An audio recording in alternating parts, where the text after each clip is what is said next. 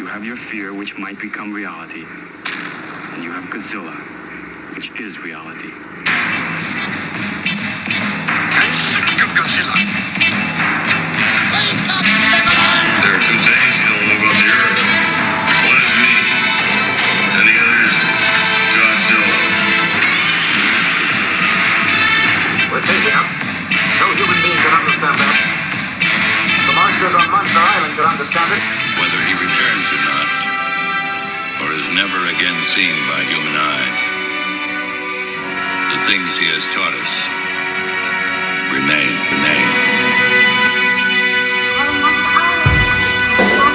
Welcome back to YHS on Monster Island. This is the episode that I think everybody's been waiting for. It's the episode that we kind of knew. It was the only episode we knew was going to happen when we started this show, that at some point... Maybe with the exception of Godzilla vs. Kong. We had Godzilla vs. Kong in this. Well, true. We were going to last 2 episodes was the over and under on how long this podcast would last. We just thought that was going to be it. I'm here with my co-host, Jay Key. Jay, how are you doing? You know, I'm doing good. And like I said, the over and under, we're only supposed to last 2 episodes. But you know what? We're here. We're here like 10 or 11 episodes in. We did it. Why? Because it's on the strength of one of the greatest hosts in the history of podcasting. And he is, of course, the show-stopping and shit-talking shaman of Shiva, the renegade of the Red Dust. He is podcaster Ultima and the one true singular point, because if you look across the kaiju landscape, there's nobody as wise. So listeners, let's get ready to orthogonally diagonalize with Mr. Jacob Walsh. Yes. I wish I had a pair of sunglasses on for that one. That one seemed like right at the end I needed to take my... Jay, thank you. Thank you as always for that. That was amazing. Hey, no worries. Dude, so we'll get right into it. I think first of all, we should talk about this G-Fest news. Yeah. I guess it's happening. It's happening, and I'm pumped because last year, I guess 2020, not last year, but 2020, or this year, I should say. I was going to go to my first G-Fest, and I think you were as well. And we were talking about that, and I had the hotel booked and the tickets bought, and of course, pandemic happened, and then this year it was canceled, and so I'm excited to finally go. And it's been something that I don't even want to say it's been on my bucket list, because I've had the opportunities. Hell, I lived in Chicago for 5 years, and it just never was something. I don't want to say I didn't want to go, but we always talked about, we've always been on the fringe of the kaiju community and kind of in our own little world and our own little bubbles. But fuck that. We're there now. We're going, dude. We're going to YHS on Monster Island is going to be YHS at G-Fest. YHS at G-Fest. Yeah, I'm excited about it, but I'm also really stressed out about it because it's in, what is it, July? It's in July. That's correct. Yeah. It's also the same month that Comic-Con happens, and YHS Prime is going to Comic-Con. Like, we got press passes for the next 2 years of Comic-Con. I want to say Dragon Con. And I've never been to Comic-Con. And I got to go to that. So of course, there's no dates for that. There's not even an assurance that that's going to happen in person, but it's always that month. So I'm kind of having to wait and see what the dates are and hope that it's a couple weeks apart from each other, so it doesn't mess me up too bit, because I'll go to both. Yeah. I'll fucking go to both. I just got to make sure they're not on the same week. It would be stupid for, I don't know. Hopefully that doesn't happen, but I'm excited. I've always wanted to go to G-Fest. Honestly, the thing that I was stressed out about immediately was well, how do I get all my stuff back? Do I literally bring an empty suitcase to Chicago? I guess. Yeah. I've never done anything like that before. So, well, the good news is if you can't ship it all back, if you buy so much, I do have my mother-in-law lives in Chicago. I have hundreds of friends in Chicago, so we can warehouse there for free, and then we can ship it back piecemeal. So we're good. We got, if any city that got you covered in, it's Chicago. So we're cool. Yeah. And hey, our hotel is booked. So assuming Comic-Con doesn't happen the same weekend, right, we're going to be there. We're going. And so listeners and fans, come hang out with us, party with us, and let's talk how much awesome or terrible singular point is. You'll have to wait and find out in a second. Maybe if we both go. I don't know exactly how it works. We've never been to G-Fest. I don't know exactly how the programming is, how the panels are, but I just we're probably going to just take it over and probably do a panel or two or something, right? I mean, they might rename it. I mean, they might just rename it YHS on Monster Island Fest. No, I think it'll be, one thing we should do, and for all of our listeners that have connections in the kaiju community to all the other great podcasters and stuff, hey, we probably should stop being these like black sheep of the family that are over here just doing our own thing. We should probably extend an olive branch, reach out and try to make contact with these wonderful people. Should, yeah. Because I think there's a lot of people out like, why don't we know these people? What are we doing? They're probably wondering what the fuck we're trying to do over here. Yeah, we've probably bought and sold toys with them and just haven't realized it. So I'm sure we have. Yeah. So I'm excited to finally meet them and just see what it's all about. I mean, I know you're a con aficionado, and I've been to a handful in my day, and so it'll be cool just to see what it's all about.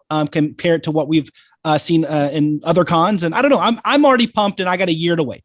Yeah, same. Dude, speaking of buying toys, do you know how many times I have almost bought something on eBay, but then realized it was just you selling it? Well, now you should know by the background. If it has that orangey background, it's me. Right. And don't buy it on eBay. I'll be looking at I'll be looking and I was like, oh, but then I'm like, hold on, I'll scroll down and it's Toku Toy Town. Yes, and it's marked up on there because of those damn seller fees. And for all of our listeners, if you want a little secret, not only are my prices really good at tokutoytown.com, if you use the promo code YHS10, you get 10% off any item in the store. No minimums, anything. So anybody out there, that code is for no expiration date, just whatever. If you listen to this show, use YHS10 and you get 10% off anything and everything at tokutoytown.com. There's also legit some good stuff on there. And there's been multiple times where I'll just go to your website and scroll through and I'm like, fuck. And I'm like, God, I want this little, I'm like, what is this file? Sometimes I'll get on there and I'm like, well, Jay didn't tell me he had this file on tape for sale. Oh man, not to get off on a tangent, but I sold one of my favorite pieces today. I actually don't own this. And it was one of those that I bought and I was like, maybe I just keep this one. They were selling lots of stuff, but it was the big Giga Brain giant golden King Ghidorah, the Showa era one. It's big. It's a 15 inch wingspan. I had it still in bag and everything, but a guy just bought it today. So I took that one to the post office and wished him a fair voyage to his new home. But it's there's some cool stuff. I got a nice mix of like your designer vinyl, your Sofubi, but also a lot of like your Bandai Godzilla collections, movie monster series, and I try to have a good mix. And then I have some Tokusatsu stuff as well, some Ultraman, some Super Sentai, some Kamen Rider. I just a mix. I'm not focused on one thing. I just try to get some cool stuff out there and hopefully can give it to folks at a rate that's not eBay prices or some of these other sites that are out there. So I just try to be competitive. Yeah, right on, dude. It looks like it's going well. Yeah. So I mean, that brings us to what did you buy? What did you buy this week or these 2 weeks? I had a good week. I only bought 2 things, but they're 2 pieces that I really, really, really like, and 2 that I've been eyeing for a long time. One's a solid purchase, and one is like in my upper tier of Godzilla things that I own. So I'm like, and not like cost wise, but just like it's a piece I've always wanted. It's weird and wacky, and it's awesome. So but the one that I got that it's a solid piece is, everybody knows I love Titanosaurus, and I had to get another colorway. So I got this beautiful green variant, green colorway of Titanosaurus M1, and I have the red and blue one for those watching up in the back, and that's a Marasan Titanosaurus in the middle. But I do love me some Titanosaurus and all these colorways. So I did pick up this guy, and I got him at a really good steal, and because I've seen him go for $100 more than what I paid for him. So I'm awesome. That's a good looking figure. Yeah, it's solid. It's about 9 inches tall. The one I got though, and we could do a whole episode on this. It's not a movie because it never happened. But for those that love Godzilla know, in 1957, after Godzilla raids again, or released here as Gigantus the Fire Monster, or Gojira no Yakushu, they were going to reuse the suits in an American movie called Volcano Monsters. And they were going to be just dinosaurs and Ankylosaurus, and they were going to trim down Godzilla a little bit and make him look a little bit different and be just kind of an unnamed Tyrannosaurus, right? Because, in the late 50s in America, they didn't know, right? Right. So Marmot in 2002, as a I don't know if it was Wonderfest or Toy Fest or Superfest or one of those. They released an exclusive of the volcano monster Godzilla suit, Safubi. And here he is in all of his glory. As you can tell, it's a very similar to the 1955 Godzilla suit, but in a brown hue. And they even have it stamped copyright 1957, I think is awesome. So this is I've been eyeing this piece for a long time. I think it's so cool. It's a weird, quirky part of Godzilla history. And the fact that they made, a Safubi out of it, I think is just so great. And it's a beautiful looking figure. I really do like it. Yeah. And I don't have anything that in Safubi that's this color. Usually I get wacky, golds and neons. And so it's this kind of like browny, earthy color. I like it a lot. I dig it. So those are my two pickups this week. And I like I said, small pickups, but mighty. And how about you? Right. Yeah, dude, I got a couple things that, I got to just shout you out again because you helped me pick these up. So, a collection that I've been trying to put together slowly, just a little bit here and there. It's a little hard to get, but I did get this little lit goji. Is lit goji how you pronounce it? It's such a weird word. I think so. It's just like short for little Godzilla. The little cartoony Godzilla. I know he's supposed to come with an egg. Didn't have the egg, but it was a good price. But to go with him, I also got the bank version. Nice. So little Godzilla. And I got a couple of these other ones already. So I got a nice little, I posted it on Instagram. I got a nice little cute Godzilla collection going. I love the way these look. Yeah. There's just really something cool about these, like growing up, always seeing, any of the Godzilla books you look into, like the illustrated encyclopedia of Godzilla or even like G-Fan, you see a lot of photos of the old merchandise and there's always just like cute Godzillas all over the place, and I want all that. So pick those up from Toku Toy Town. Thank you, Jay. No worries. And within that package, Jay sent me a gift. Clearly you already know about this, but this beautiful how'd you get that? This beautiful 1991 Megalon is now mine, and I'm kind of ashamed I didn't already own this. No shame needed. It's a good figure. I mean, I think it's one of those. I love the original Godzilla collection from Bandai. I mean, it has emotional connection, and that was one of the first ones I ever owned. Was the Megalon, and I think it's just I think it's a cool figure, and I love the bull mark sculpt of Megalon, the old one that they've redone a million times. But that sculpt, I don't know. There's something about that Bandai one that I really do dig, and it's a cool figure. Yeah, I love it, and it looks good sitting next to the X Plus, and it just makes me want to continue with a Megalon collection. There's a lot of Megalon out there. There are, so we'll see, man. But I appreciate your help with those. Hey, no worries. That's all my pickups. I love them. Yeah. Well, Jay, you watch any movies this week? We spent a lot of time watching Singular Point because it wasn't short. No, but I did after the first viewing, I did sneak in 2 movies, and just like I felt 2 really good pickups on the toy side. I think I watched 2 really damn good movies. Okay, very different. The first one was one that I'd known about it, but you were the one in an early episode that really pushed me to buy it, and that was Hal from Beyond the Fog. And holy cow, that is like 30 minutes of like tear jerking, amazing, like rip your heart out, Bunraku theater there. I mean, it was amazing. We won't have to talk about it for those who haven't seen it. Go out, buy the Blu-ray, buy the DVD, watch it. It's amazing.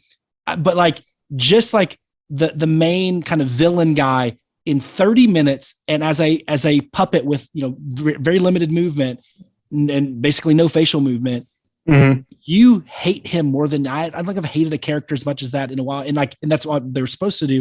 Holy cow. And when the blind girl talks about her past and like her mom and what she did to her, like, I mean, I'm just sitting there like, this is like just so emotional. It is a great kaiju film, a great piece of short cinema. I absolutely loved it. A+, 10 out of 10, highly recommend it. One of my favorite kaiju related things I've seen in a long time. Yeah, dude. I think it's 100% worth the buy without seeing it. Just order it and watch it. Like they're on their second printing right now. I guess you can pick it up, and it's such a hauntingly, beautiful film. Everything about it, the effects look so good, and the creature looks amazing. 100%. And like I said, they got so much emotion. It wasn't the limitations of it being the puppet style production. It was they only had 30 minutes, and they still were able. So short. They were still able to make just like, I don't know. It was highly recommend. It just made it's a tearjerker, but it's also like visually stunning. And I believe hauntingly beautiful is overused, but this is what it's supposed to mean. Is this film. Exactly? Yeah, exactly. It's gorgeous. I loved it, and I dug it a lot, man. Good. I'm glad you picked it up, man. Yeah. And then the other one I watched was totally opposite in the spectrum. We talked about it on our great cinema swap. We talked about how Yamato Takeru was a remake of Birth of Japan from the late 50s, or The Three Treasures. And I found the Japanese version, 3 hours and 2 minutes. It is a old school sprawling epic. It is beautifully filmed. It reminds me of like this. If it was filmed in America at the same time, Charlton Heston would be in this thing. I mean, it's one of those. It is a Ten Commandments-y, like Ben-Hur, like just like this sprawling, beautiful epic. It's gorgeous. And it has just an A+ cast of all the Toho, what would become the Toho Godzilla legends, but also they pulled in a few of the folks that Kurosawa was using at the same time from Seven Samurai and everything. And it is, it's a great film. Visually, I think it's better than maybe from a narrative standpoint. I do think the ending is a little interesting, but it is very, very, very different than Yamato Takeru. There are no were-wizards that shoot eyeballs or shoot lasers out of their eyes. There are no Megazord King Ghidorah fights on the moon. There is, which we didn't even mention in our last episode. They were on the moon. But anyway, it's way more of your kind of sword and sandal epic, Spartacus type thing. But it's really good. It actually flows pretty nicely, and it is funny to see these characters in that. After we've watched them in Yamato Takeru, I really did like it a lot, but I love those old kind of classic Hollywood type films. And so it fit in that kind of subgenre. But I see why it's still so beloved in Japan. I see why it was a huge hit for Toho and just Japanese film at the time. Totally get that. I heard the American version is trimmed down by an hour. Like they cut it down almost 2/3. So I don't even want to watch that, because usually with a 3-hour film, you think there's a lot of fat on it. I didn't feel like there was a lot of fat on it. I felt like it was pretty good. And there is an Orochi in it. And so you do get a little bit of monster in there, about 5 minutes out of the 3 hours. So don't watch it for the kaiju, but it was good. And I'm glad I watched it to have that counterpoint to one of my favorite films of all time. Yeah, you need it. Yeah. Yamato Takeru. So yeah, that's cool. Yeah, I want to check that out. So if you average the films together, they were a normal film. If you average my short and my 3 hours, that's how I viewed it. That's true. Yeah, for sure. I didn't watch anything, man. I haven't had time. I've been so busy with your other 7 shows. YHS. 7 shows. Me and Craig were talking. I don't know if this was during a Patreon episode or what, but we were talking about Lost and how we both want to rewatch Lost. And I was like, hey, should we do another show since we're thinking about rewatching Lost and do episode? I was like joking because I don't think I could handle another show, but no, dude, so Singular Point came out and I watched the entire thing the day it came out. And then I've been kind of slowly rewatching it. Listen, future seeing kaiju, Godzilla bones, a baby Jet Jaguar. Yes, we watched Singular Point, so we're going to talk about it, man. Yes, this is going to be kind of just a general conversation because I watched, like I just said, I watched it straight through day one. I woke up early and I watched I think 4 episodes before work, and then I went to work, got my work out of the way, and then continued to watch it on my iPad at work, and then came home and finished it. And I tried to get through it a second time before tonight, and I couldn't make it through. Not because I don't enjoy it, because I think I might love it, but there's just a lot. So, Jay? What are your first impressions? Oh man! So I guess I should throw this disclaimer out there because I think there's there's always, at least it happened with the first Godzilla anime. And then now with this one, it's like, I think you have like two opposing forces. You have like the Godzilla people and the anime people. And I just want everybody to know, like, I'm coming at it from a Godzilla fan standpoint. I don't have a lot of history with anime. I'm not going to say I'm not an anime fan, because what I've seen, I've liked. It's not like I will not watch something because it's an anime. It's like, it's a little bit like comics to some people. Like, where do you start? Right? I mean, they're just such a vast, genre. It's like, I want to learn about comedies. Where the hell do you start? It's so I'm only viewing this as through the lens of a Godzilla. There's nothing wrong with it being shown as an anime or produced as an anime. I think that is, of all the issues that there may or may not be, that's the least of them, is the aesthetic and the looks of it. But as a Godzilla fan, my initial thoughts are, it's really how you watch it will determine whether you like it. And I think if you watch it as, I want to understand everything that they say and everything that the plot is about, I think, get the fuck out of here. And I think that it's either, you have to be a maestro of transtemporal physics to understand it, or they just make it up. Or if you watch it and just let that kind of stuff like flow over you, because I don't think it affects the plot as much as maybe some people think it does. Yeah. And you watch it as a fun, show, I think it's more enjoyable. And then the other piece I would say is, a lot of people say, well, there's not enough action. There's not it's a mystery. They're unraveling something. So it's like, you don't watch, a mystery show and say, oh my gosh, there wasn't enough car crashes and car chases. So I think if you watch it knowing that it's a mystery centric anime with kaiju and a lot of, and I hate to use the term technobabble, but a lot of science that helps them solve the mystery. Yeah. And that's what it is. I think it's very, very successful, and I really did enjoy my time watching it. Same, and I kind of think like the people who would say there's not enough, kaiju action or whatever, I think what they really mean is they wish there was more Godzilla, because like you can't. How many episodes is it? It's like 16 episodes or something. 12 episodes, 16. We should know this. We should have known this, but it's something. It's in the teens. Yeah. We're in the teens.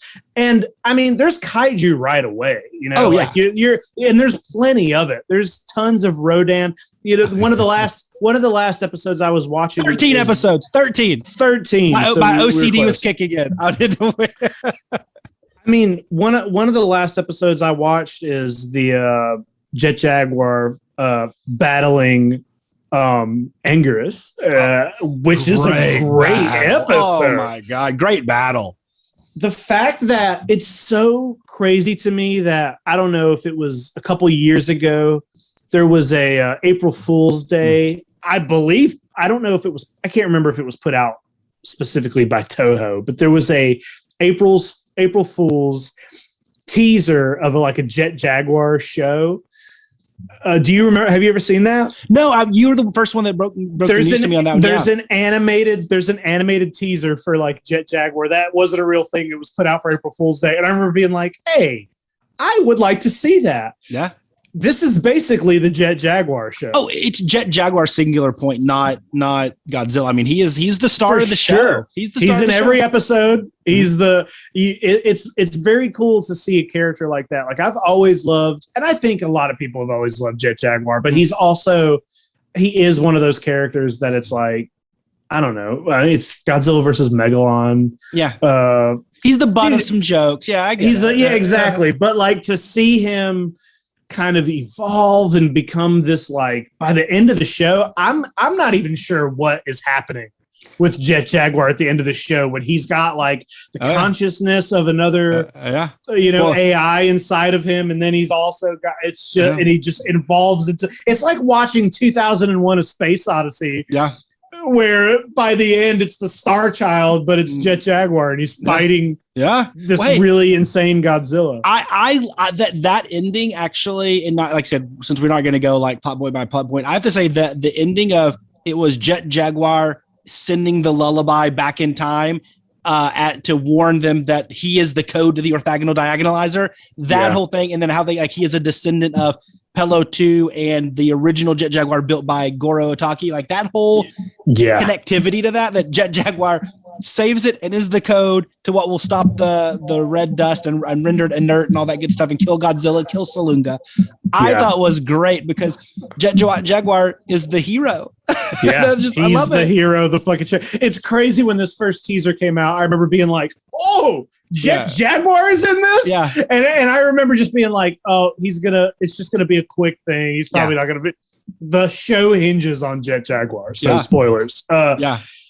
Speaking about that song, that's one of the things that I really like is that song. I love whenever you hear it in the first few episodes, they even say like, "Oh, the song sounds like it's from the Showa era." Yeah. And it's like, and I love that because the old Showa Godzilla movies, there's always like an important song happening. Yeah. Somebody's always singing a fucking song. Yeah.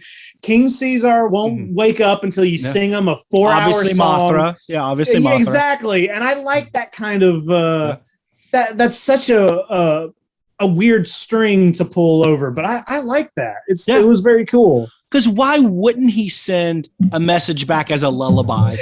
Yeah. Send back the most confusing thing possible. So let's touch on what this fucking whole thing is about. So the song happens. God, what is it? The song goes off, and then after the song sends a signal, which you don't know right away. But then Rodan shows up right away, and Rodan in the show, for people who don't know, there's a lot of them. It's not just hey, there's Rodan. It's like there's the Rodan. There's a bunch of them. Yeah. There was two in the original Rodan. So you're right. Here's something that this show does differently. What do you think about the kaiju being much smaller? A lot of them, there are the bigger ones towards the end of the show, but the Kumonga, which we're going to get to in a second, Anguirus, they're all kind of human size. They're like in our scale a little bit better. What did you think of that change? I liked it because the thinking is like these kaiju are coming in from all these different singular points, these breaches in time and space, that it makes sense that not all of them are gigantic, that they're all different sizes. And then some grow and evolve in our atmosphere at different rates. Anguirus grows. There's some Rodan that are smaller and bigger than each other.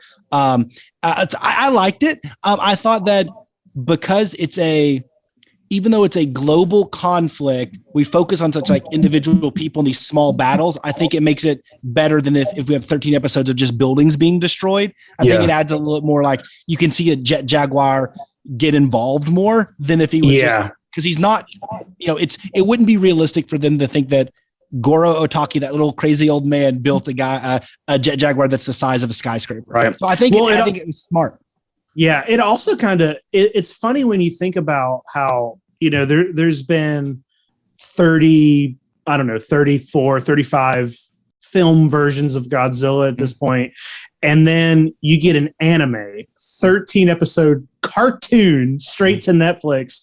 And somehow it feels as if maybe it's the deepest we've ever gone into, Godzilla. And also it's like, speaking about the monsters and the sizes, why is this the first?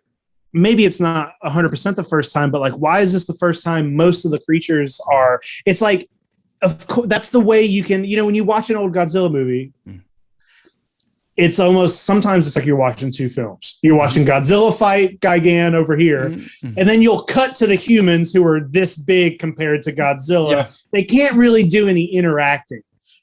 So when you bring the monsters down to size and you got your main characters outrunning, a horde of Kumonga megalons, it's a way to merge your human characters with your. Why did it take 30 movies and a fucking cartoon for us to get that? I don't know, but it works well. The closest you can think of like Meganulons and Rodan but there's Destroya, not. They do the same kind of thing. Of course, but your point, hey, Space Amoeba were more kind of in that scale. They were more normal sized monsters. I don't know. Yeah, I don't know either, but I think it works. So I want to talk about these. We're gonna jump all over the place here. It doesn't matter. I want to talk about these Kumonga for a minute. Okay, go. Because first of all, like, you know, whenever we were catching glimpses of the trailers and we were seeing all that, we were like, whoa, look at this weird redesign of this or this. I like all the, I don't think any of these designs I dislike. I think I'm good with all of the, with all of the redesigns.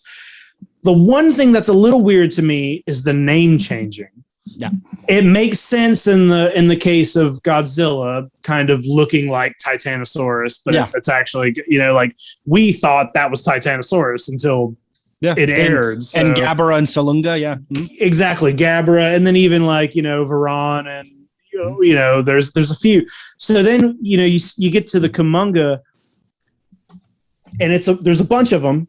It's clearly Megalon. It's more Megalon than it is Kumonga to me. Like, for sure. If I saw that, I wouldn't be like, oh, that's a mix of Kumonga and I'd be like, oh, that's a cool Megalon redesign. He's got the head. He's got the little mandibles. He's got the same. Most of them have the same hand, like drill hands. He's got the horn that's on his head is like on the butt. It's mega. You're watching a jet in 2021, we get to see a Jet Jaguar Megalon rematch. Yeah. But for some reason we're calling them Kumonga. And are they even, is it even said on they don't even say the name Kumonga. No. It's like an official, it was given that, you know, they posted, oh, these are and I'm like, why? If you don't even say what their names are in the movie or in the show, what's the point of giving them a name that's different from what it looked like? I don't hate it. It doesn't take me out of it, but it's like, it's confusing to me. Well, and I think and I could be wrong. I think Kumonga is just the Japanese word for spider. So I don't know, like if it's capital K or lowercase k, Kumonga. But I read after I watched the show, because I had the same questions you did.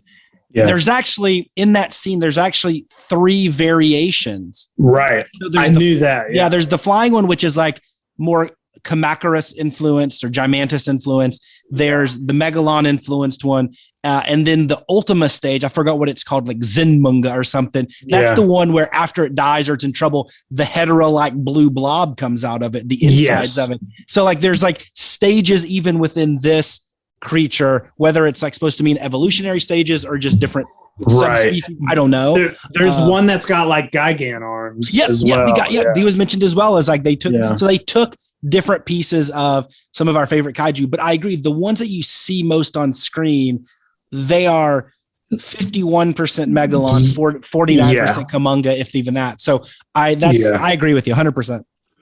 But I like that whole episode. That was a good scene battles, too. All those little battles, you know, between Jet Jaguar and whoever he's fighting. They all were. I love watching his like. He's such a badass dude. I can't not talk about Jet Jaguar. But let's see who else we got. We got we got Manda, and guess what? Manda's as useless in this as he is in every other film. They did that on purpose. I think it was an inside joke. Like they made him look like he looks way cooler. There's multiples, but like it is a cool visual of like the Manda swimming with the Godzilla Aquatilus like following them that's a cool visual, but that's they don't do anything. They get eaten by Godzilla, like they reference it and stuff. But there's useless as Amanda is in everything. Exactly. But the design was cool. And then I love they did a lot of little Easter eggs, whether it's like murals on the wall or people were holding certain things, like everything from Mogura to Hedorah and stuff had little Rhedosaurus from Beast from 20,000 Fathoms even had stuff was in there. So they had some cool stuff that I like that. But I think the Rodan was controversial, I think, to a lot of people because it was just a big, Pteranodon or Quetzalcoatlus or, big pterosaur. I thought it worked though. I thought it was cool. Like, I mean, there's multiples, and there is the one that has like the kind of horns like Rodan sometimes has, and it's red. Like, what else do you want? Yeah. He's a red pterosaur. What else are you supposed to do with it? Yeah, I thought that was good. I like that them being like a flock of, you had the flock of Rodan. I thought it was a cool visual, and like everyone just kind of terrorizing people. it reminded me of the Gaios. Yeah, 100%. Yeah, it's a lot like the Gaios hordes. Yeah, good call. So, yeah. So let's see who else we got. We got Rodan, Anguirus, Manda, Kumonga. Oh, Anguirus. We haven't talked about Anguirus. Yeah, we'll talk. Well, I'll let you take that one because that's your guy. That's my guy. It's a unique design. It's not like I also always loved like the Showa era design. It's way better than the Final Wars design. But I did like it. I thought it was a cool new take. I liked how they used him as a plot point to them kind of understand the trans-temporal nature of these creatures and whatnot. And so I thought it was great. And I thought the battle with him and Jet Jaguar was one of the highlights of the show. I really thought that was really strong. And I thought they made Anguirus look like a credible beast, even though, he's not huge. But Jet Jaguar, I think that was really the moment where you're like, okay, he can fight some real legit monsters. I thought that was really cool. I thought that was a great scene. And of course, he gets the spear of Anguirus from there, so I thought that was really neat. That was a great attachment, a little accessory. Sure. I thought he served his purpose. He was a good entry level monster, other than Rodan, and I love that he ate a Rodan. Like that, they found a rotting Rodan carcass. You don't think of him as a carnivore, but whatever. Yeah, I thought that was cool.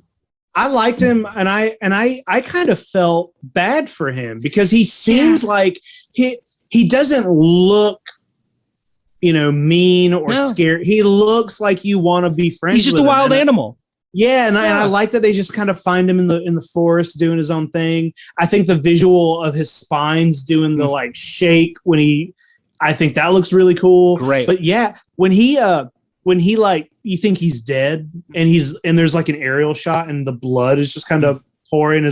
I was like, oh yeah, I don't like this. I was like, I was happy that he kind of comes back to life, but he gets killed again. And I agree with you that's a cool way to bring him in and to get the kind of ball rolling of there's monsters here, Hey, Jet just wanted to finish what Mechagodzilla couldn't do. But I will say you touched on something. And I think of all the monsters, you truly, Anguirus, you don't root against him. He never comes across as he just is it's like he's benevolent animal. looking. Yeah.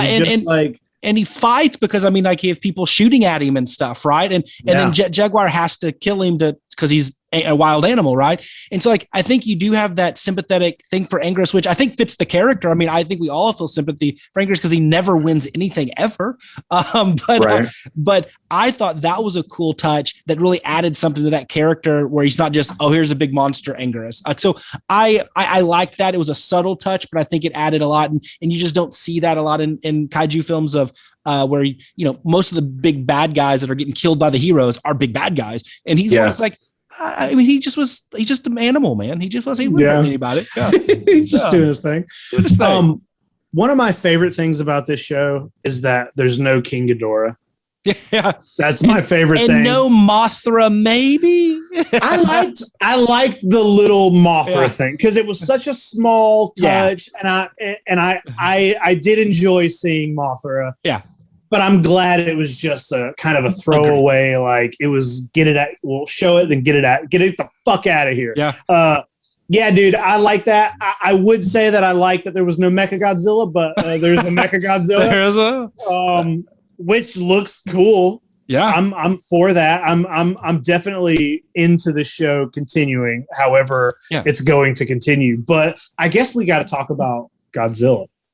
Yeah. And, it's interesting. I think of all the things that I'll say that I don't think I've fully formed my thoughts, and I'll say kind of what I'm thinking, but I'm open to be persuaded. Otherwise, it's not a strong opinion. Is I love Godzilla Ultima, and I didn't mind really any of the different evolutionary stages. I didn't mind the what is it, Aquilitas, Aquatilis, whatever it is, the Titanosaurus one, the Varan one with the Amphibia, or the Terrestris, which a lot of people are referencing. It's kind of like a Gorosaurus. I didn't see that, but I didn't mind any of them. My big issue, or not issue, or thing I'm kind of noodling around is, did they need the evolution storyline? Would it have made it? Did it make Godzilla any more terrifying or imposing that if he would have just been this, the big singular point, not that he came here and could evolve this quickly into the catastrophe. I can't even speak. The catastrophic event. Like, I don't know if the evolutionary stage was necessary, because you only see these different stages for brief glimpses, right? So like, to me, like, if they would have just said, if you would have just seen Godzilla Ultima right out of the gate, and he would have been, this is the guy that's going to do it. Like, I just don't know if that was necessary, and it added, if the juice was worth the squeeze, if you will. Yeah, but I see what you're saying, and I maybe it's not necessary. I think maybe you could tell the same story and it be just as impactful. But to me, I mean, we've talked about it. Shin Godzilla is one of my favorite movies, and I love the idea of Godzilla evolving like that. And I wonder, the first time you see him, I wonder if they just did that to kind of show you. So all the other kaiju they're basically getting picked off by a robot that a guy built in his fucking garage, right? So like, Anguirus is taken care of. Everybody else is just kind of like, whatever, and they're all small. But then when you get the Mandas and you get that first, man, I watched the episode the other day where the first time you see the like underwater version of Godzilla, and that music hits. Yeah. They play the music every time Godzilla shows up. Yeah. And I was like, fuck, I love this. When he slow motion comes out of the water and breaches over and there's like the close up of his eye. There's just something about, like, he's so ominous looking, and he looks like he's thinking about something. You know what I mean? Yeah. Like, he looks like he's purposefully jumping over that ship to like try to figure it out and be like, what are they doing? And then you watch him basically hunt down the Manda, destroy, just kill all the There's a really quick shot that I love of they come out of the Godzilla and the Manda come out of the water. You see their tails do that thing really quick. And then Godzilla just grabs the Manda, and there's a shot of like a skyscraper, and it just gets like covered in blood. There's like, I think there's somebody standing at the window looking, and it's just blood all of a sudden. But I think there's something about all these other monsters are kind of small. We can kind of deal with them. What is this thing that's eating these other monsters? And it was this, and now it's this, and now it's something bigger. There's something, I think, scarier about that. Yeah. Well, I mean, Shin Godzilla did it so well, and I don't know if this I don't know if this was an homage. I just feel like each of the stages of Shin Godzilla, I felt like you got to know their strengths and their weaknesses and whatever. And I think there was more to it.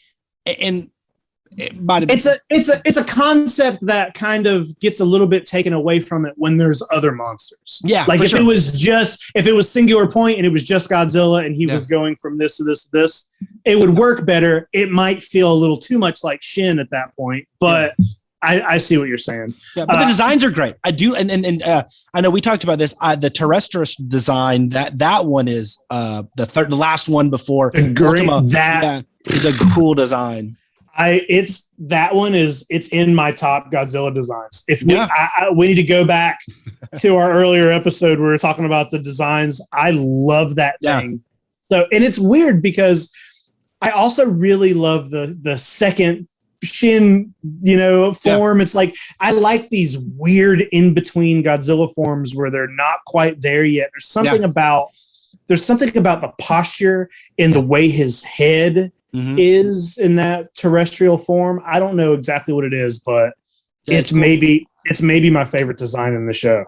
Yeah, well, I mean, my favorite might be Ultima. I think I love Ultima. I thought it was a good take. I thought it was a good take on Godzilla, and I thought his movements and everything had a lot of character to them. I don't know. I just thought it was menacing and terrifying. Like, you felt like this was the bringer of death and this ultimate catastrophic event that was going to bring the end of the world. Like, you felt that in the design, and that was kind of cool. Yeah. I think if I'm going to nitpick anything, I think it would have been cool to see him destroy just a little more before we take care of him. He does show off and use his atomic breath and all that, and we do get to see that. But it's like they talk it up so much of him being something that's literally going to destroy the Earth I feel like maybe we could have just saw like a tiny bit more of that before Jet Jaguar took care of him. The other thing, and this was probably, just me being ignorant while I'm watching it and not understanding everything, but like, I'm also thinking like, okay, some islanders killed the original Godzilla. There's some bones in there. And I know they're not necessarily the same thing. Like, this is one that's evolved and done stuff differently and stuff. But like, at the end of the day, I'm like, I think I could have used Ultima destroying more stuff to your point to really hammer that home that this guy could do it.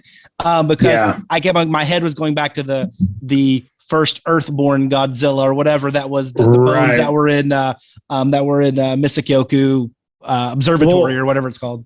Whenever they started talking about, time travel and seeing the future, I was like, are these bones the bones of the Godzilla? Like, is there going to be some kind of weird? And you know what? If there was, I couldn't tell because it gets, the story kind of gets so, I guess we should talk about this for a minute. Like, the story is very dense and very dense, especially towards there are scenes where you just have like an AI just doing math for like minutes at a time. And there's just a lot happening. And there were moments where I was like, let me rewind this because I don't know what I'm watching. Yeah.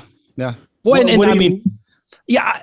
first off, I'll say the same criticisms were thrown at the original, the first anime, right? The Netflix, the 3 films or whatever. But I would say that their technobabble was done with characters I could care less about and just, I don't think was very successful. Whereas there was, the technobabble, but I could watch this without caring about it because I think there were some other things they did really well visually and with some of the characters that I think overcome some of that. But it's very dense. Like, it took me a while to understand that the archetype is existing. It's this cube, this transtemporal cube that exists in multiple dimensions and space and time at the same time. So where we're seeing it, it's also in all these other things, and it's made from the red dust. And the red dust was discovered by what's the dude's name, Ashihara, and the jellyfish. And they're trying to understand the archetype is the 13th stage of the red dust, and we've only uncovered the first 2. And May is trying to figure out how to do the rest. And so there's just a lot of and like. An orthogonal diagonalizer is a real thing. Like, it's a way to like shift matrices and stuff and move things and all that stuff. Like, it's just very like, I don't understand a lot of that. But I do think, and what saves it, whereas the long-winded exposition that you get in the first anime compared to this, like it's nice to know like that they're solving something, they're trying to something, but like, it's not imperative, and I'll give you other things, other objects to dangle in front of you to enjoy it, whereas the other one I don't think did. And so I think the story's dense, but the other cool thing is like the Otaki factory. Goro, crazy character. Yoon, like he was like your main guy, and Habaru, kind of the meatheady guy. Like, they're all great and likable, and I mean Goro's awesome. Like, I mean, that character's amazing. I think May is a likable, relatable character. I think she's great, and you have them kind of going on their 2 missions. Like, she's jet setting with these Chinese physicists, and they're doing their own thing, figuring out the Rodan stuff. And I thought that was all. The stories were both compelling enough, though dry, though a little bit talky and less showy. They still, it was enough to keep me through, and with the kaiju fights kind of on the periphery until you get to the main conclusion. So I thought it was good. I think my biggest negative is there might have been too many ancillary characters. Some that like you just really couldn't. The Shiva people were great. BB and Mike Stevens or whatever his name is. Almost said Jake Stevens. That's a YHS guy.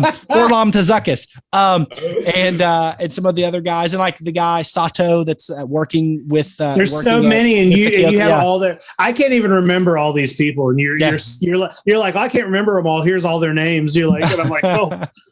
Yeah, dude. It really feels like it really feels like this show was made by somebody or a group of people who really do love Godzilla, because there are like, even like, we'll talk about how much psychobabble there is. That's a Godzilla trope, some random like they just space titanium. They just turned it up, to the highest power. So I have a question though, because I mean, maybe we need to get like an anime specialist on, but like, is that something that's really common in anime where like they get really dense into these kind of like theoretical science discussions because we've had two Godzilla animes and we're seeing a lot of it in both these. But I don't know. I haven't seen a whole lot of that. That's a John Yerkeba question. I haven't seen a ton of anime. The stuff that I have seen is stuff that I've seen a little bit of Evangelion because people are like, hey, you'll like this because it's robots fighting monsters, and I've seen a little bit of Attack on Titan, some of that stuff. But I mean, Attack on Titan's confusing too, and so is Ava. Like they are like sort of confusing. So maybe we're just dumb. Maybe we're just dumb. Maybe we're just dumb, or maybe Japan is really smart. I don't know, man. Like, yeah, maybe it is. It's definitely not something that bothered me. I had a really great time watching the show. I am super excited for it to keep going. I like all the weirdness. It is kind of like, you do kind of wonder how they're going to keep going after killing Godzilla. But well, Ashihara's there, and he's a whole different thing because we hear about him the whole show, but he's the guy that discovered. They hit you with a double whammy because it's like you're getting an after credit scene. Usually you just think, okay, there's going to be something, but there's two somethings. Because if you think about it, this story takes place in 2030. He was around in World War II. So he's 100+ years old. So either it's a clone or he's managed to manipulate red dust and the archetype enough. And that goes to one other thing I want to throw out there. I read this. This is not my theory. I wish it was. I think it's a great theory. The kind of weird hotshot kind of slick reporter that's always kind of in everybody's way. Yeah. Some people were saying there's something up with him. There's something that could be Ashihara, who figured out time travel to go back and basically through the breaches in time. And that's a younger version of him. I don't know. I mean, I'm fine. That makes sense to me. Yeah. But I think with him that there'll be some more kind of ahas about, and when you throw in time travel, you can always bring Godzilla back. You can always bring Jet Jaguar back. Yeah. But yeah, I don't know what they'll do. I mean, Mechagodzilla obviously will play a huge role. Dude, well, the TVA is going to come in and prune the whole timeline. Well, it's going to be a whole Loki thing. I know in my notes, I wrote the final one. I go, ask Jake, better time travel, Loki or Singular Point? Well, Singular Points is probably better because it's more confusing. And I feel like time travel would be very confusing. It should be confusing. Yeah. In Marvel, it's, hey, if you time travel, the timeline does this. Yeah. In Godzilla, it's like, I don't know, there's red dust spikes going through Salunga, and I don't know what's happening. Yeah. Yep. And these archetypes. Yes, and these archetypes can exist in 13 different dimensions or whatever at the same time. I mean, it's nuts. I love it. Yeah. And so I think, like, to me, like, everything that we've said about if you can pull away like the need to know all of that, and if you do understand all of it, kudos to you, man. Well, but you don't need it. Yeah, I don't think you need it, but it also it works really well for like rewatchability because it's really super dense, but it's like, you watch through it. I always feel like when I watch Godzilla for the first time, no matter what it is, any new film that comes out, my first time watching through it always kind of feels like a fog. It always feels kind of hazy to me because it's sort of like a shocking thing to be like, I'm watching new Godzilla. You know what I mean? It's such a weird thing. And to be like, we're watching straight to Netflix Godzilla show right now. That just sounds insane to say that. So like my first watch through, I'm not even trying to I'm just like, cool. I don't know. Yep. Oh, all right. He's alive. He's dead. He's alive. Yeah. But then like, you start thinking about it afterwards, you start looking shit up, and then you go watch it again. And it's like, okay, now I can like dig into this a little more. I know what's coming. I'm always so interested in what the monster stuff is going to be and what it's going to look like or where it's going to go, that it's really hard for me to give a fuck about the time travel part. So it's like rewatching it, I'm like, all right, make sure I'm listening to what they're saying. We're getting into this, so I think that's fine. Hey, it's not the first Godzilla movie to have convoluted time travel plots. I mean, we're looking at you, Godzilla versus King Ghidorah. We're looking at you, 1991. But the difference between the time travel and this and Godzilla versus King Ghidorah 1991 is that when you watch 1991, you kind of get you get a feeling that whoever wrote that, they just didn't care or didn't care to like good enough that they're exactly. But when you watch this, you're like, somebody cared too much. Somebody really cared about. They brought in this. experts. I think that is perfect. That is the best way to explain it. Oh my gosh. Yes. If you take anything away from YHS on Monster Island, take away that comparison of time travel in these two properties. Exactly. I have one other plot thing before we get off the plot stuff, because I did have to say the one other, I'm not going to say negative, but the thing that I was like, could this have been better? And you know, who am I to say that? But in my head, that's what was going on. Is so you have, like I said, we had these two storylines. You have May and you have kind of Yoon over here, and they only ever interact via their, you know, the phone, via the AI, via all that good stuff, the text messaging, until the very, very, very last scene. Could it have been more compelling had they met earlier? There was more kind of tension between those two as whether it was a romantic friendship or regular friendship, whatever. I just felt like they're our main two characters. They're the ones I do think we care the most about. Like, I think they get that. They're relatable, and I think they are cool characters. But like at the end, like were we missing, or could it have been enhanced by a little bit more kind of tension? Will they, won't they, Sam and Diane, if you will, with these two characters? Maybe, but maybe it was there's already too much going on, and maybe it was the kind of thing where they're like, hey, we can't add another aspect to this. It made me, exactly, there's a season 2. It made me kind of think of Ready Player One a little bit. And have you read that book? Or I have read that book. Yeah, so one of the things that kind of annoyed me in the movie is that in the book, Artemis and your main character, they don't meet in person until the end. Basically the last scene of the book. And in the movie, they said fuck it, and halfway through they're hanging out. So, and I remember being like, oh, well, that kind of takes something away. So that it reminded me of that. Yeah. Well, and like I said, I'm not saying it as a negative. I'm saying it as it was an interesting point, because I do think some, you know, depending on what you like as a viewer, there wasn't that these two lead actresses, like there wasn't that connectivity other than just through electronic communication, which was it. And that in itself, I think, was interesting. And they did a good job with that, and Pello 2 and all that, Pero 2 and all that good stuff. I thought it was all very interesting, and but it just was different, and I don't know, maybe could have been more, maybe not. It kind of puts a wall in between. You know, it does kind of separate it. Before we get off that, I guess we got to talk about Mechagodzilla a little bit. I know there's not much to talk about, but the design here is basically your original design with a couple accents. You know, he's got the real Godzilla skeleton.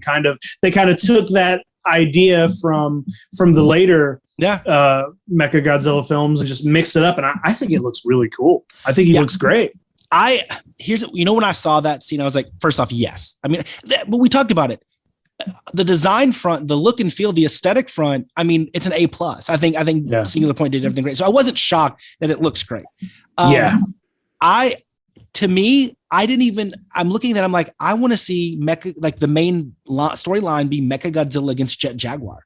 Like, I mean, I didn't even think about Godzilla. Does Godzilla turn into still an evil, you know, whatever, but more of the force of nature? He'll defeat the greater evil. Do you do that pivot, or is this just the time to do Jet Jaguar versus Mechagodzilla? I mean, I mean, they just missed each other by 1 year in the 70s. Like, I mean, they're so close. I want to see it, but the design is great. The Ashihara storyline behind it, what's his motivation? How the hell is he still alive? All that stuff. Sign me up. Like, I'm really, really, like, my interest is peaked. I think that, I think it was great. And Mechagodzilla, I believe, is the right call too. And the visual is great. Yeah, I agree. Is there anything else within the show that you want to touch on? We kind of are all over the place with it, but as I'm thinking, you know, any other character stuff or plot stuff? Not. I mean, I think they did it well. I thought it was a good blend of, if you're a younger viewer, you can watch it. There's some like blood and some stuff, but it's nothing too crazy. I mean, I know the Professor Lee gets killed and some stuff, but I thought they did a good job of where, like, it was it fit both like younger viewers and older viewers. I thought the visuals were great. No, I don't think so. I mean, we talked about most of the characters, and the ones that we didn't, maybe with the exception of BB. BB, I think, was probably one of the other bigger characters that I thought he was great. For the most part, I think they were kind of inconsequential. Like, I don't think they're worth spending time on a podcast talking about. But yeah, I agree. It's a great show. I'm glad it exists. That's all I have to say. Like, whether you like it or not, it was a different take on Godzilla, and I think it was a successful different take.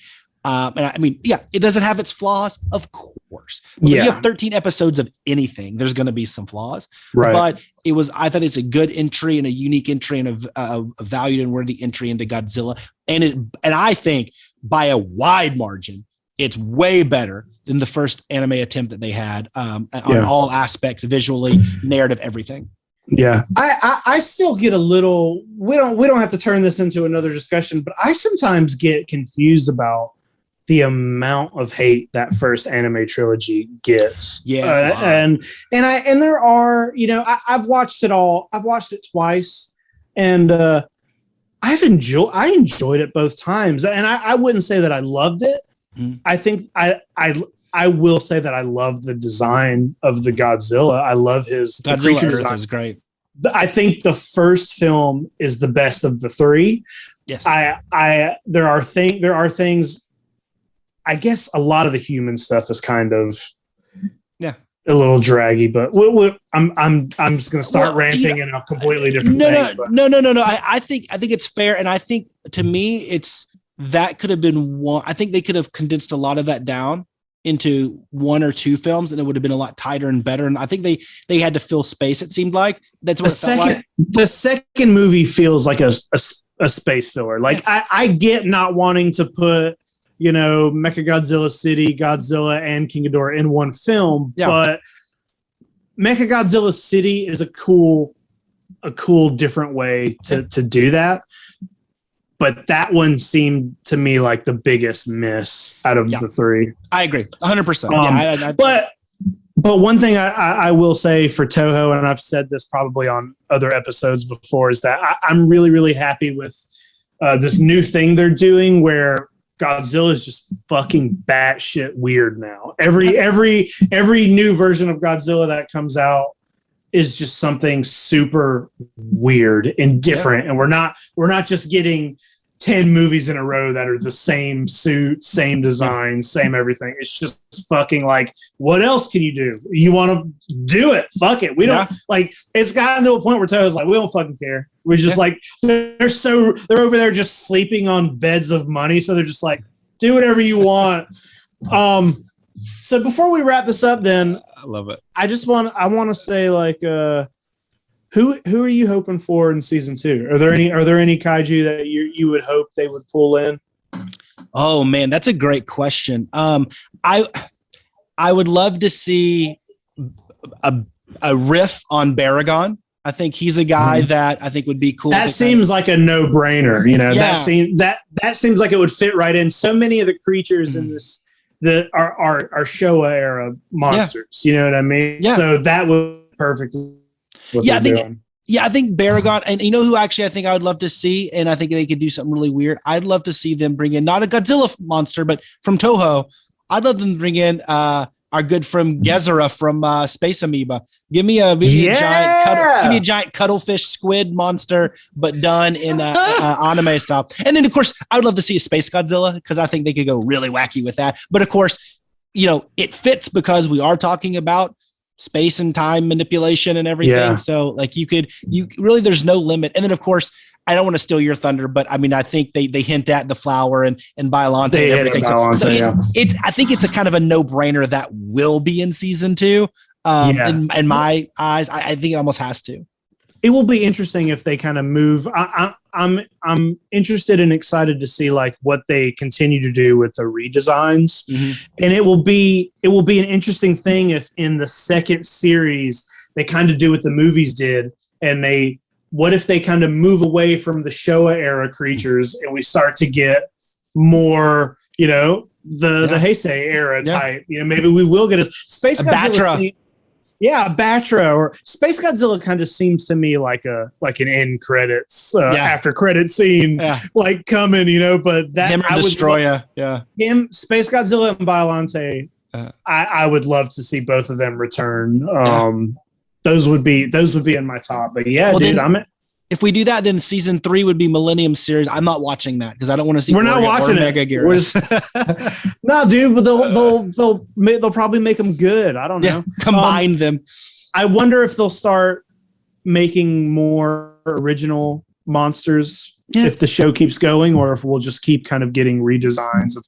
I'm good with either. Yeah, I like the designs. I mean, they I would say that Salunga is like a redesigned Gabara, and I like how they made it. Obviously the Kumonga is like just slamming, crashing 15 different kaiju in together. I like that. I think it was fine. I wasn't that mad about all the name stuff. Like, it didn't bother me. No, me either. I just wonder why I'm not mad at it. I'm just confused at the reasoning, but they could definitely use more of the, I mean, we can see the Kumonga return and maybe get a little more insight in whatever the fuck is happening. Hedorah parasite thing, like that. We could see more of that. Gigan. I'd like to see an actual Gigan instead of, we could still get a Gigan redesign would be cool. For sure. Yeah, dude. I don't know, man. Singular Point. I think we did it. I think we made it through, but I mean, not that it was hard because it was the good stuff. And like I said, it's a great show. I'm glad it exists. And I do recommend people when they watch it to go in there knowing like, hey, don't get hung up on all of the technobabble. Like, you don't need it to enjoy this story, and worry about it on the second watch, the second viewing. And then if I just enjoy, it's a beautiful piece and like I said, also know that it's not nonstop action. There's a mystery they're trying to unravel. So there is a lot of exposition because they are trying to figure this out. Don't go in there thinking it's going to be a kind of a just a battle royale of monster action. But what there is really good. I think it's well balanced, but I think the main thing you got to tell people is like, hey, you know how Godzilla is barely in the original film? Well, he's in this one maybe a little less. He's not in it a lot, but he makes a pretty big impact when he is, I think. For sure. Yeah. For sure. Like I said, I'm glad it exists. That's my final thing. I'm glad it exists, and cool. I will rewatch it. Same. We will leave it at that. If you haven't seen the show, then what the fuck are you doing? Like, first of all, if you haven't seen the show and you just listen to this, you're kind of awesome. Thanks, but also you just ruin the entire show for yourself. Check it out. Give it a rewatch. I think it's probably it's definitely got a big rewatchability, and I think it's probably going to be one that I rewatch multiple times until I can figure.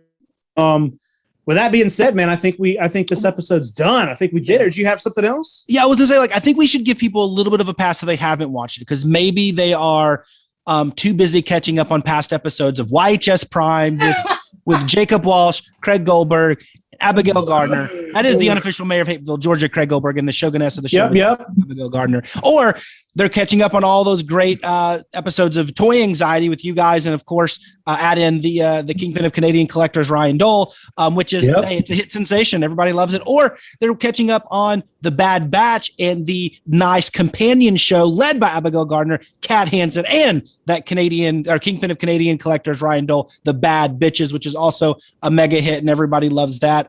Or they're watching the Ghostbusters or listening to the Ghostbusters Containment Unit. They're on group therapy. They're talking to all the wonderful people that are part of the YHS community, and who knows what the next show is.